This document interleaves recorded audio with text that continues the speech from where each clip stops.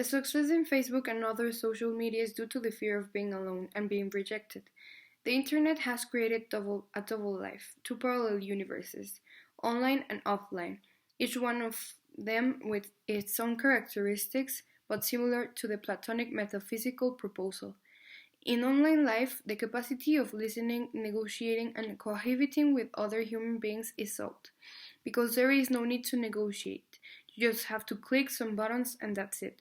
This was said by Zygmunt Bauman, a Polish sociologist and philosopher who reflected and made an essay about the double life, online and offline, that he thinks describes our society nowadays. He has been warning us since a couple of years ago about the existence of these parallel worlds in which we as humans live in. This is because we separate our daily lives into two worlds. One in which we are online or connected, and in the other one we're talking to each other face to face, or disconnected. In both cases, the type of dialogue we have is completely different. He thinks that while we're disconnected, the dialogue is far more enriching than when we are online. Bauman also explains that one of the parallel worlds, the one that is created by online technology, allows us to be behind the screen for hours without even noticing and ignoring our, let's say, normal life. On the other hand, we have our real life, in which we spend the other half of the day disconnected. According to recent studies, we spend approximately more than 7 hours a day in social media. Bauman thinks that this is something that we should be really worried about, because in a way we're avoiding our conflicts and real contact with people. He thinks that in order to live a good life, we have to negotiate coexistence with people that are different from us, people that have different beliefs, people that speak different languages, or people that have a different skin color. We can help it, we have to do it, but with social media we can avoid that in a certain way. You can just literally press a button which says erase and everything will go away. He thinks that this is too dangerous for society, for we don't know how to start or to even dialogue at all.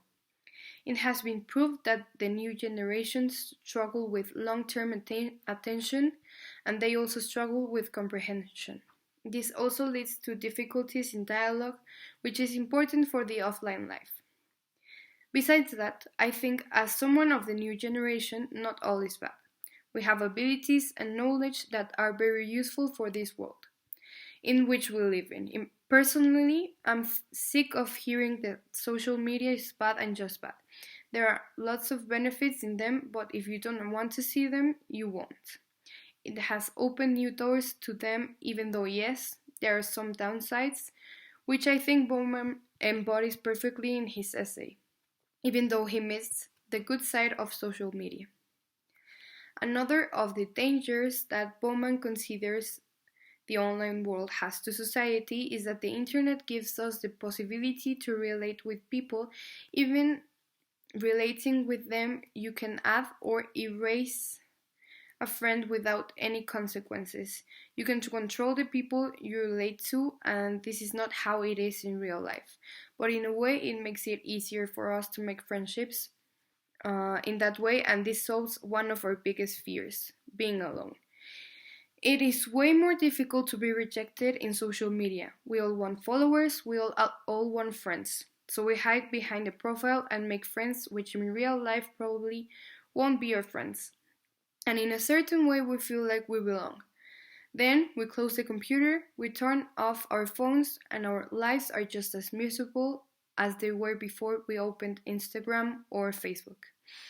It's a coping mechanism, using social media and hiding behind it so we can forget about how our real life is. So we can create an alter ego of us with whom we are more comfortable, and so we can have friends which probably are just as fake as we are. Thank you.